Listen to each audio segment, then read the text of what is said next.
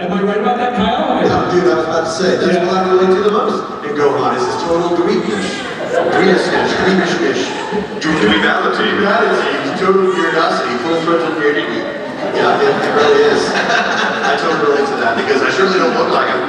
I don't have his strength or any of that cool stuff, but I totally relate to again, what Ron was saying, that the characters are what resonate with people. It doesn't matter the genre of the show, whether it's live action, animation, you just like try to people to say, hey, Firefly's an awesome show, but I don't like sci-fi, I don't like westerns. It's like, no, watch the show.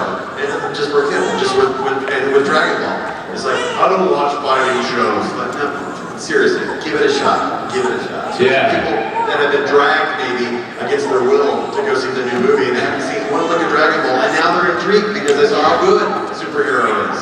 And in terms of Kyle and my relationship, when I found out how big his part was going to be, I called him as Goku and said, hey!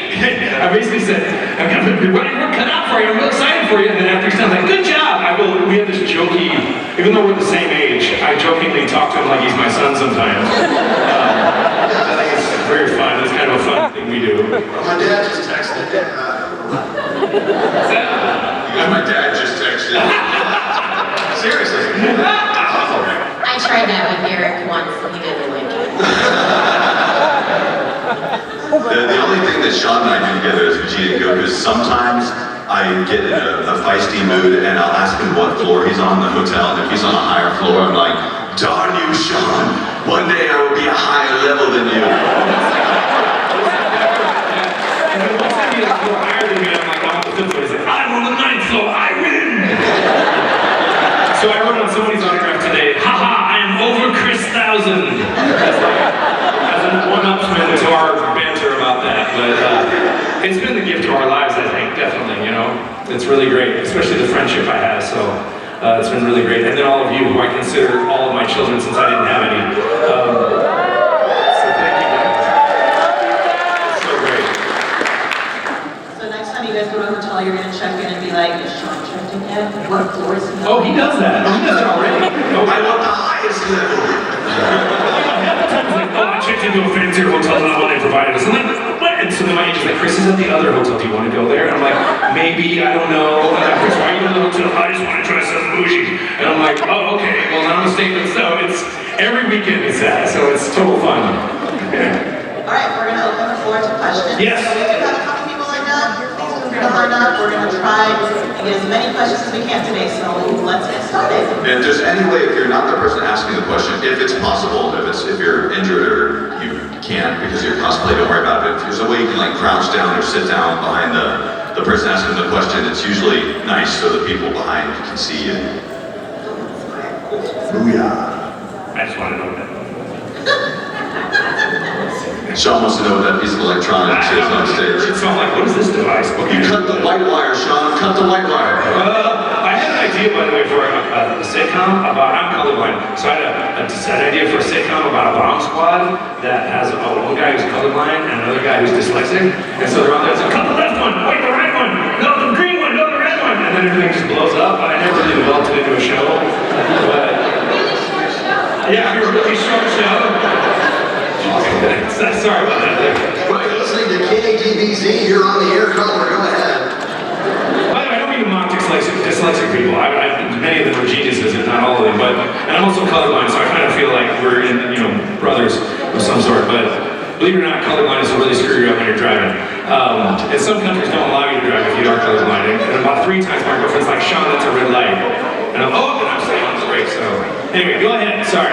So bonus, I guess that's a bit of a bonus. My best buddy who can't be here today, yours here, Sean, he's colorblind. Excellent. So I can tell him something cool, but no, I was hoping to get, there's so many questions I would ask. So Chris, if you could help me out, pick a number 1 through 10. Okay. And that'll give us whatever. Yes, 10 questions? Okay. Yeah. Let's do 7 through 9. I'm joking, just 7. 7. 7, okay. I like this. I've never had anyone do that. It's good. This is a good one. Okay, so Vegeta at the beginning of the series, he's a lot shorter than he is later on in the series. I've heard a lot of fans joke that maybe it's because of the Dragon Balls. So would you guys, as the cast, mind humoring us what that conversation Human growth hormones. be like? He's hiding it like Seinfeld. All that have been wishing Vegeta to be taller all these years. I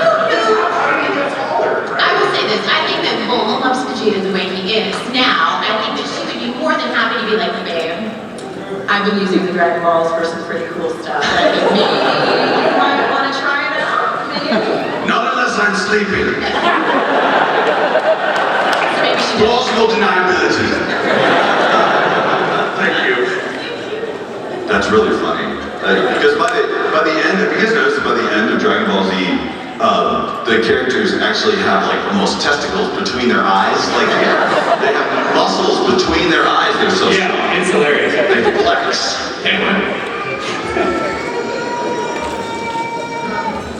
So I was wondering how like the show has affected your lives and also how like your particular characters have affected your lives, like if they have at all.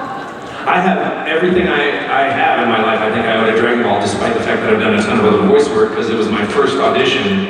And so look at the room. This is how it affects my life. Like, look at you guys. This is amazing. And you guys have told me that, you know, at tough times you lose yourself in the show. Well, I went through divorce when I first started the show. I would lose myself in the show. I would do Gestalt therapy by screaming my brains out about my childhood in the show. You know, so it's helped me grow up and become the man I am today. So it's everything, pretty much. I mean, almost half my life I've been playing this character. So I don't know if you guys feel the same way, but yeah. It's kind of like free therapy, right? You get to yell at people and be angry and get it all out. And people are like, how are you so nice all the time? I'm like, because I scream in the booth all day long and get it all out. So it is kind of like free therapy, but also like the connections that we make, not just with the characters, but with the people that we work with and with you guys. I think that's what's the biggest part of all of it. Like Sean said, being a part of Dragon Ball means getting to meet all of you awesome people and getting to be a part of stuff all over. We travel the world and talk to people all over the world that have this love for the same show, and that's huge. And it's a different kind of, you know, we work on a lot of different anime and a lot of different, even American cartoons and other voiceover shows. It's just a different, weird, magical beast. And every time we cast somebody new, we kind of have to read them in on the culture of what it's like to be on this cast, because the show just demands a level of commitment and intensity. You know? With that said though, we have now reached a critical point in Dragon Ball history where the people that we are casting, such as like Zeno Robinson and Alex Lee for the two Gammas in the new movie, I was like, okay, so Dragon Ball is like, he's like, bro, I grew up on this movie. I know everything about this show. Like, I know everything about this Alex series. Lee was born the year I started on Dragon Ball. Yep. So you don't have to explain Dragon Ball. I spent the first 20 years of my life trying to explain Dragon Ball to people, and now you all know it. So you get it. Kyle? Yeah, no, it's afforded opportunities that wouldn't happen otherwise, getting to travel the world, getting to hear your personal stories and how the shows have affected you. We got to be in the #1 movie. We beat Idris Elba. Yeah. Ironically, it was called Beast.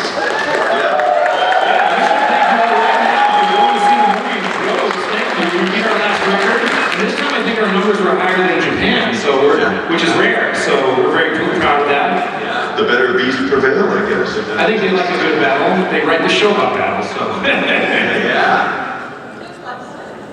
Thank you, great question, yeah. Hello. Hey man, How you guys doing? Good. much better than yesterday, yes. So I've always thought about this. People's voices change as we get older.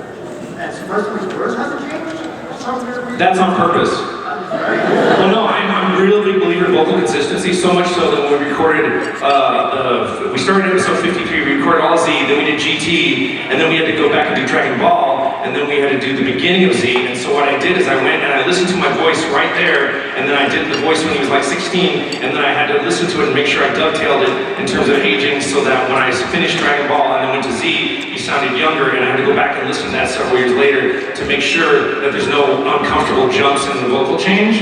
That's really important to me, so that was intentional. But Yeah, with your question, I just interrupted you.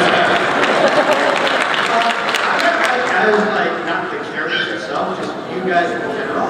As you get older, your voices change. Have you ever thought about like the life that you raise your character? Hell no, no. You're really great for this.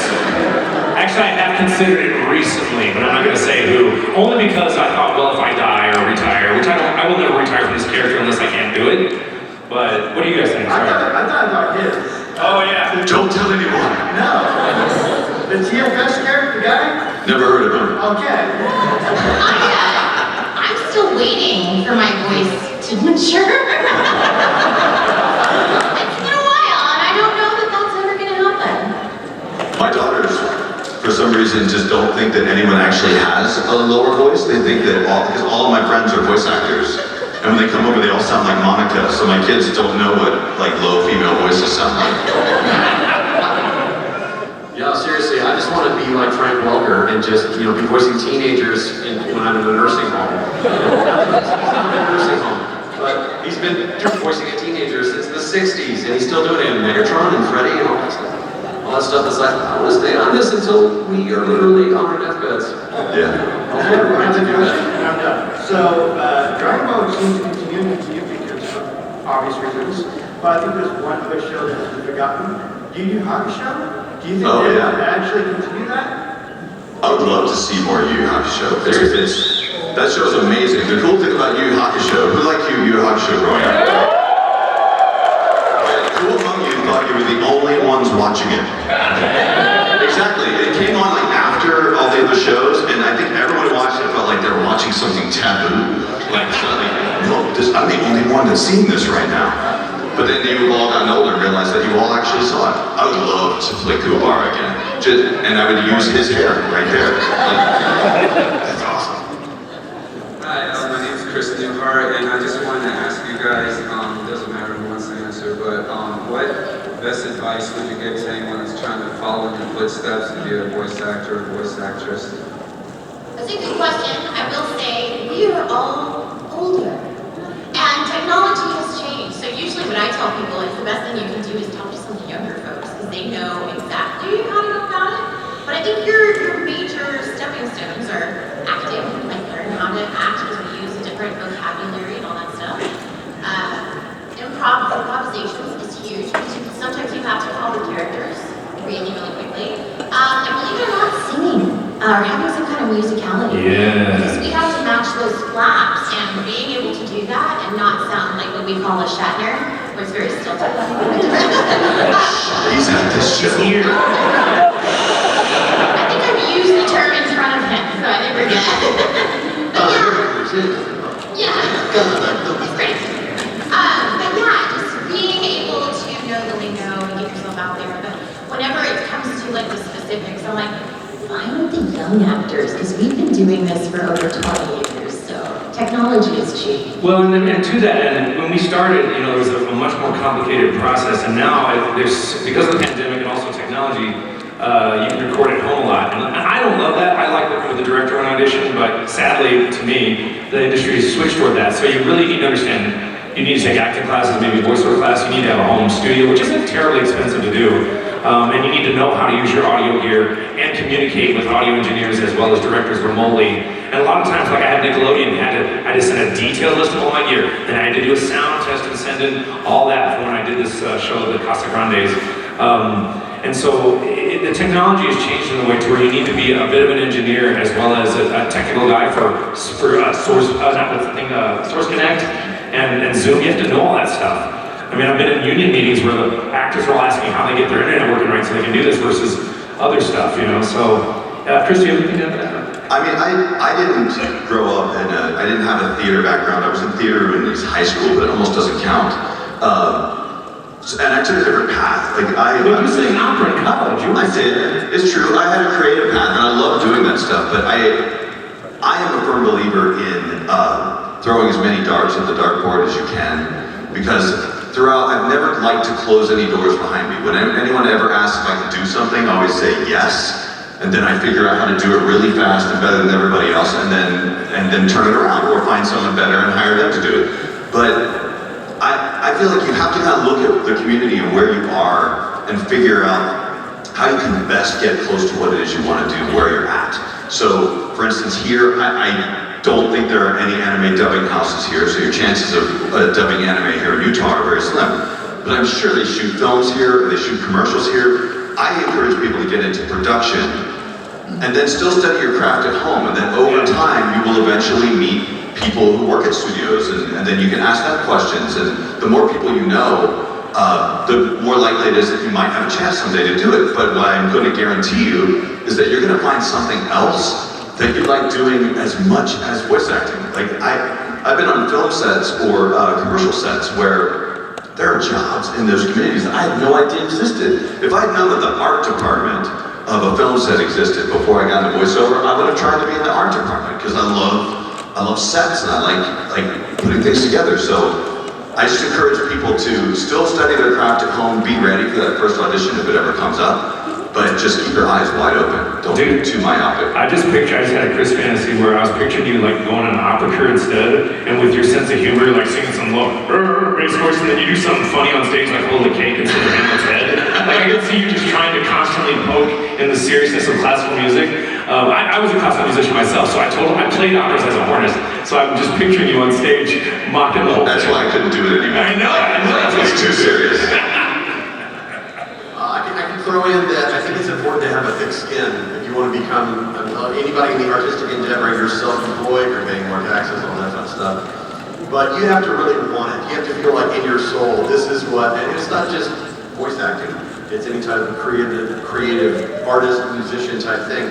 You have to feel that this is what you're meant to do. And you have to want it so bad that you're willing to take all the baggage that comes with it. But it's mostly protection and sticking to your guns and putting years into honing your craft and doing the best you can and taking every rejection or no calls, no emails, no positivity in stride and saying, you know what, okay, this is just going to make every victory all the sweeter.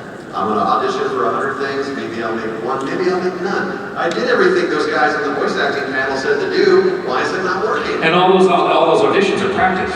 Yeah, they are. So that's why it's important to just keep auditioning even if you're failing, you know. Totally. Heck yeah, thank you so much. You're welcome. Hello. So for each of you, there was a moment that you guys held close to home throughout the series of Dragon Ball. What was the specialty? Could you be specific? Do you mean like within the show or experience I had working with Chris or? Yeah. So a moment that's special? I'll let you guys answer while I think. Sorry. That's my Bulma. We went to see Battle of Gods, and he was sitting on the other side of the theater, and when I got to see that's my Bulma, I'm like, finally! And I actually teared up, and that's when I realized how connected I was with Bulma, because I'm like, oh my god, I'm feeling the same reaction. She's passed out, but if she could wait, she would. Yeah. There was I think it's funny that it was in the first movie that we did because I think it was around the time when Battle of Gods came out is when just a bunch of stuff hit me at once because we've all been traveling and signing stuff at bookstores and following like on cheap flights going out to like random places for 20 years. But I think a lot of us kind of deep down felt like we were just sort of an American stamp on a Japanese product, right? But when that movie came out, and then suddenly we started meeting all the people from Toei and Shueisha, and suddenly they were telling us things like, hey, this is your dub. Like you are Vegeta in this country, you are Goku in this country. That actually meant something profound to me. And I didn't find out they liked us until like 15 years after doing it, and I cried when Scott Lonsky was on the phone from Japan. I was like, oh, they actually like us? Like. It was incredible, and seeing Dragon Ball in the theater is like one of the most impactful things I've ever experienced. Yeah. And if you haven't seen the new movie, I would encourage you to go try and find it before it's out of the theater, because you gotta hear Gohan do his thing. It's so good. It's so good.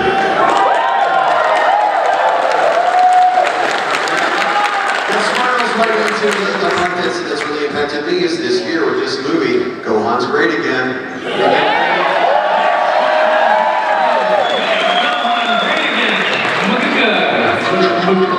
I don't want to say that right. Anyway, were you going to continue, Kyle? I was going to interject.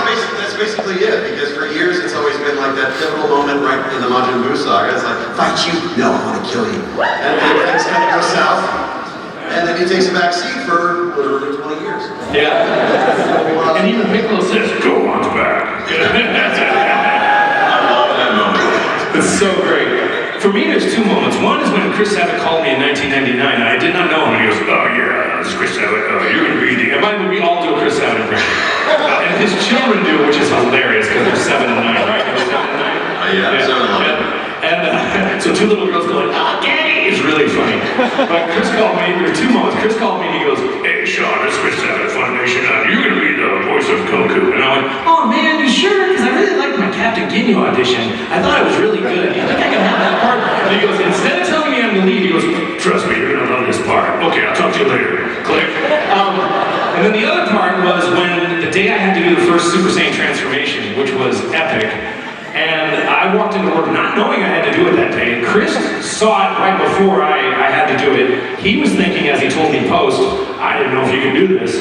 And up until that point, I'd been trying to really closely follow how the Canadian cast had established the voice. And when you take over for another actor, you're borrowing because they ask you to, but you're also trying to make the character your own, and you try eventually want to do it on your own terms.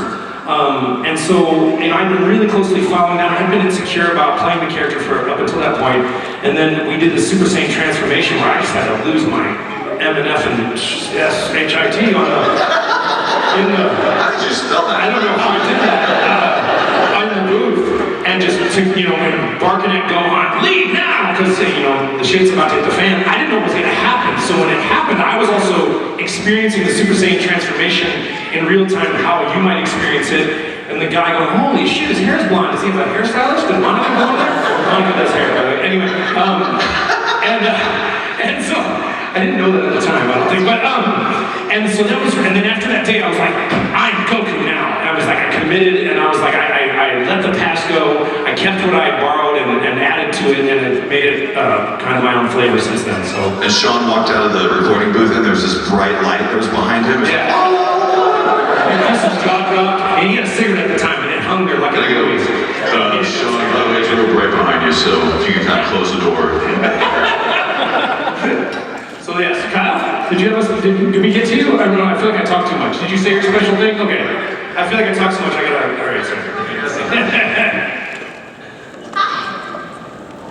I'm just wondering if each of you can say the line, it's over 9,000 in each of your characters' voices. I'm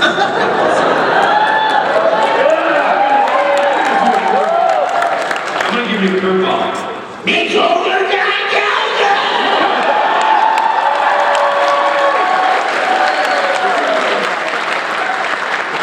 Have fun, Boma. Do it loud! It's over 9,000! It's over 9,000! I was gonna ask you to use young. Oh yeah, guys, guess what? It's over 9,000! It's over there, and then Virginia goes, shut up before he finishes it. And I'm also Ox King, so Gigi, it's over 9,000!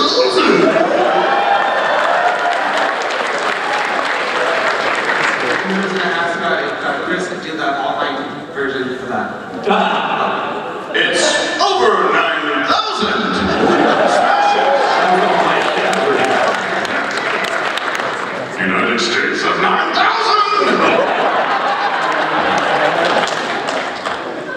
Hi guys. Hello. First off, I want to thank you guys for continuing on the series. Thank you, it was my idea. I love you, Chris. Two questions. One for Monica. For your character Bulma, you were telling us that she doesn't put up with any bullshit at all anymore.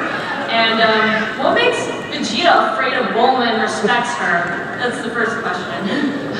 Well, as we learned in Dragon Ball Super, Saiyans they gravitate towards powerful women, right? So I feel like Bulma realized really quickly she had to get even stronger if she was going to hold on to her prince. So I think now what it is that he never knows when she's going to yell, right?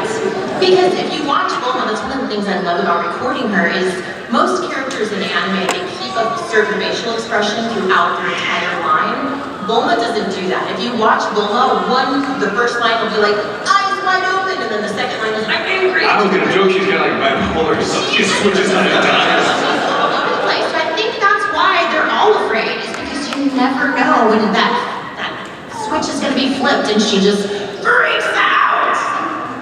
But you also got that power.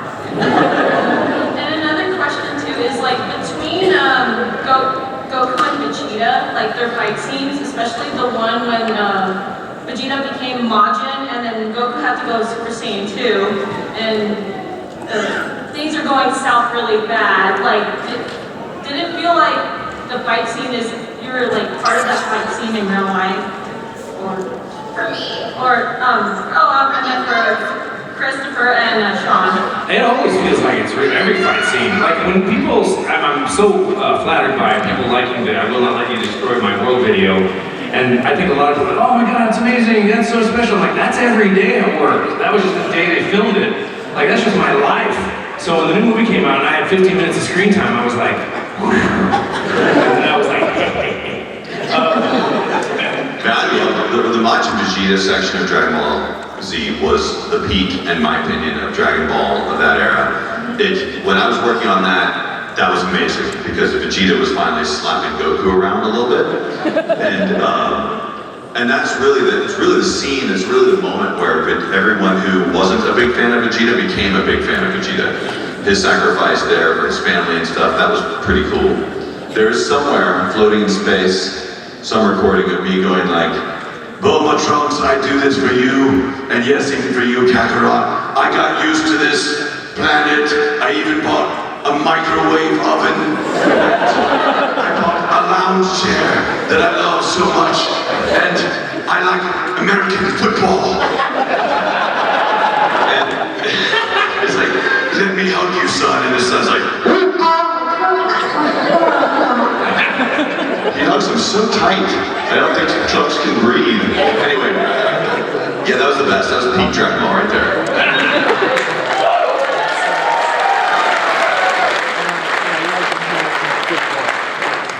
Alright, so obviously you have the rivalry of who's the strongest in the show. Obviously it's Gohan now.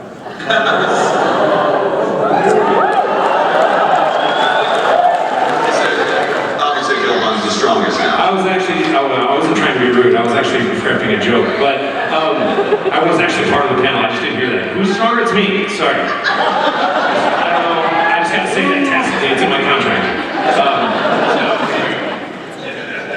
But out of you four, who is strongest in real life?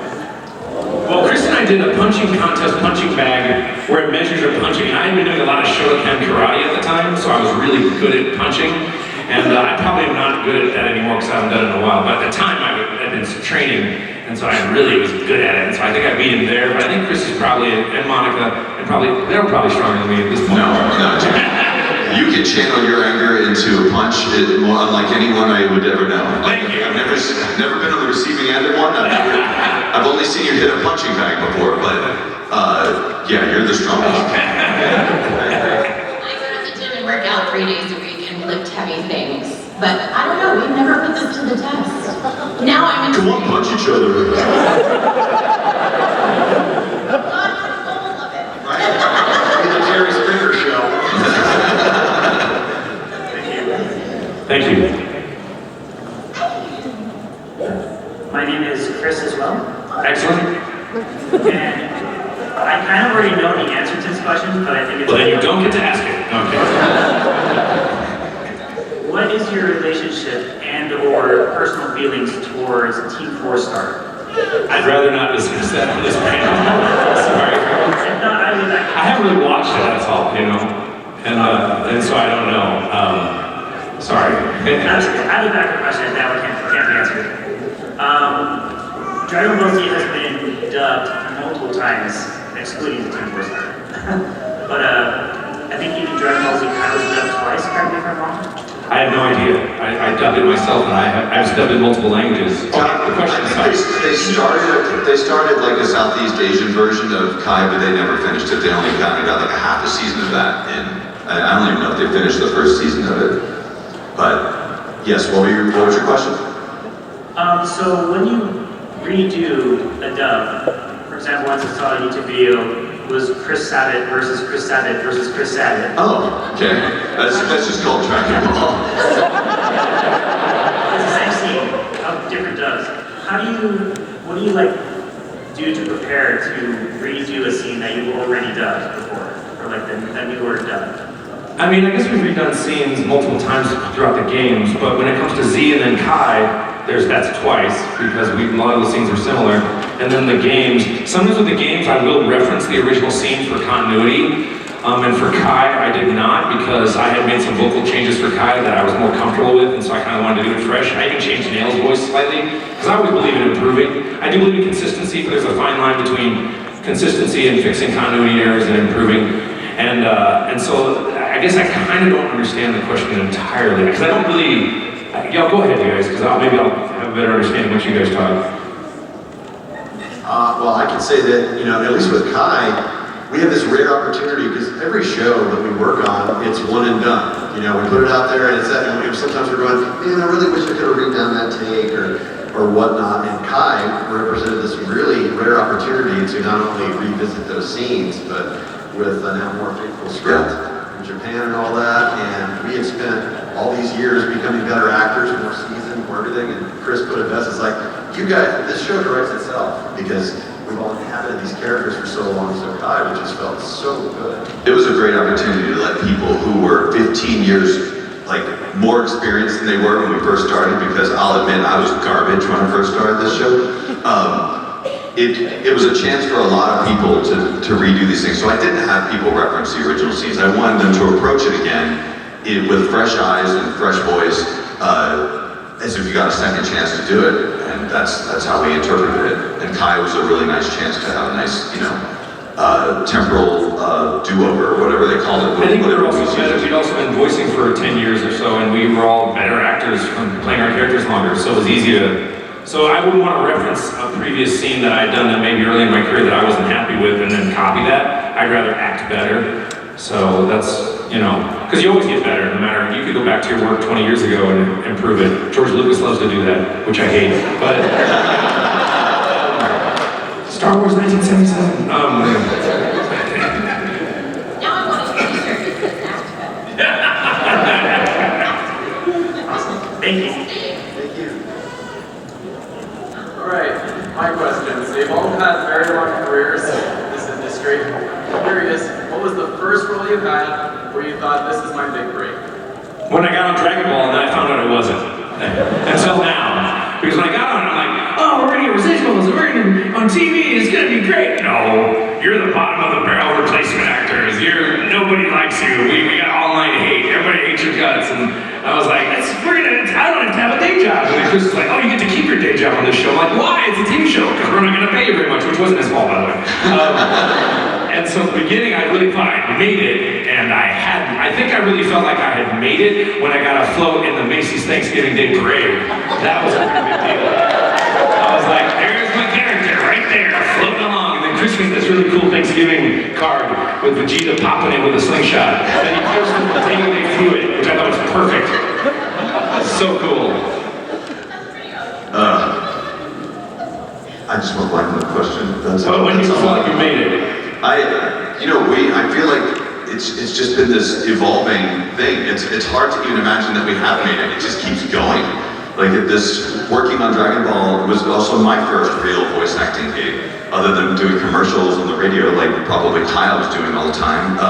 It's the real first voice job I ever had. It was awesome, and I didn't realize how important it was until we started going to these conventions, and we realized how much it meant to all of you. So. I feel like I made it today. Thank you very much. I think it's an insecure line that I follow that, and Chris kind of inspired me to say this, that when you first start, there's the power of the show and the writing, and then you have to wonder, I'm very insecure about, does your performance really matter? And only in the last 4 or 5 years, because of your emotional reactions, have I started to believe that maybe the performance versus anybody could have played the character, that the work I put in emotionally was actually having an effect exponentially on top of the story and the animation. And it was always very, Chris knows I've been insecure about this for 10 so years, because you want to know that you matter, and you guys remind us that we matter every time you come to our table. And that's a big deal for an actor, it really is. Because we get screwed around all the time, actors do, as you know, on TV. So the support is huge, it is. I think that pretty much the same thing. It constantly feels like you haven't made it, because you want to take that gratitude and say, thank you guys, oh my gosh, but no, at any moment, it could just all disappear, right? Or at least how that's I live in a perpetual state of fear. Something's all gonna go away, animation's gonna disappear. But I will say, Bulma being in Fortnite,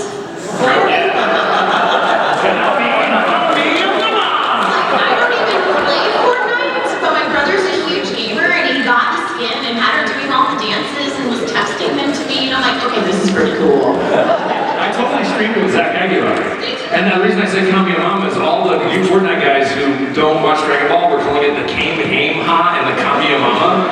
So I had to make fun of them. So I did one playing the game on my TikTok, but yeah, it was weird. It was very funny. Yeah, it's fun. And now, did you play that Fortnite, Kyle? Golly, well, kind of what has been said, because just when you think, oh, it's over, no, it's over 9,000. It waxes and wanes in popularity, but no, it's like this strong undercurrent for decades now. We're seeing generations of fans that were kids, and now they're having kids, and now they're bringing their families to the cons. That's iconic. And my first gig was Dragon Ball with Gohan as my first big role, and that has launched my career. It's led to all these other things and working on iconic franchises like Street Fighter and getting to be Ryu in that. And because of that, I got to work on Disney with Wreck-It Ralph. And they were geeking out. The Disney people were like, oh my God, we got the voice of Ryu in here. It's like, I'm the one who's supposed to be freaking out. That's great. It's like a bucket list thing. You have to be a movie star to get on a Disney movie. And it's like, for the Wreck-It Ralph team, they totally respected that. It's like, now the gamers, the gaming crowd, they want to hear the actual people, not Tom Cruise coming in and being, it's like, don't stunt cast. Let's actually. That's great. I'm glad they give you that respect, man. Thank you. That's rare. Good question. Thank you. And now, Sean, the giant gong. The chosen one has arrived. You. Hi. Tell us, chosen one. What?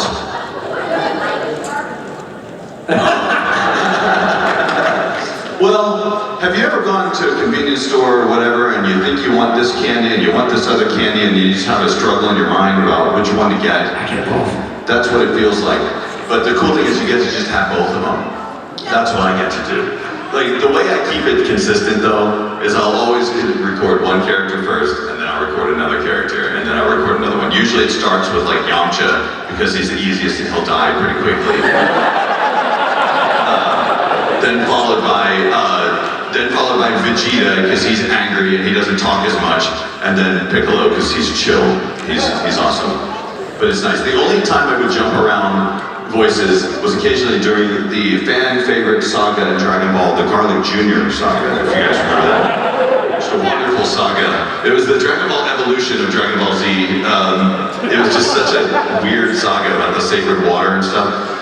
And I played Kami and Mr. Popo at that time. It was like, Mr. Popo, get the sacred ointment. I'm just kidding. Kami! Anyway, so, you know what I'm talking about, right? Look it up. Thank you.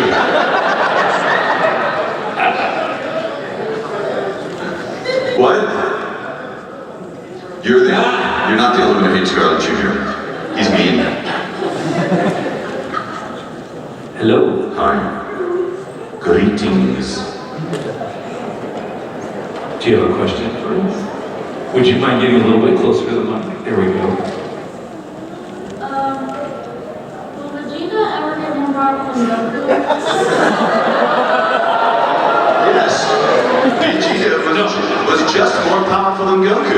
You should watch the most recent movie. Oh yeah, have you seen the most recent movie? Because there's a good outro scene after the credits. That's got me in. Even Pierce says it. I think Vegeta was a little stronger than Goku. That's right.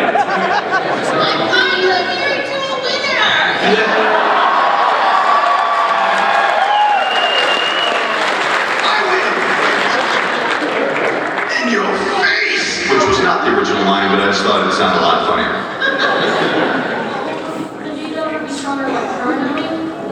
In my mind, yes. Yes. I mean, that's up to Akira Toriyama, I suppose. I have no idea. I suppose so.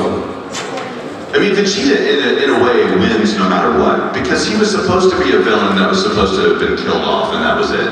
Yeah. But the fact that Akira Toriyama still includes him, and even in the Broly movie, he was as much a lead in the movie as Goku was. They were both kind of the lead, because I think he's realized, just like Sean and I and everyone else here has realized, it's that kind of that yin and yang of Goku and Vegeta that makes the show really interesting.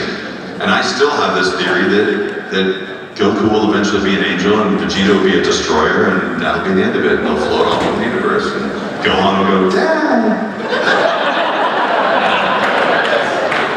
Wait, do I get to go if you're a destroyer? Well, yeah, I think you would be I think Bulma will end up being a destroyer. Yeah, that makes sense.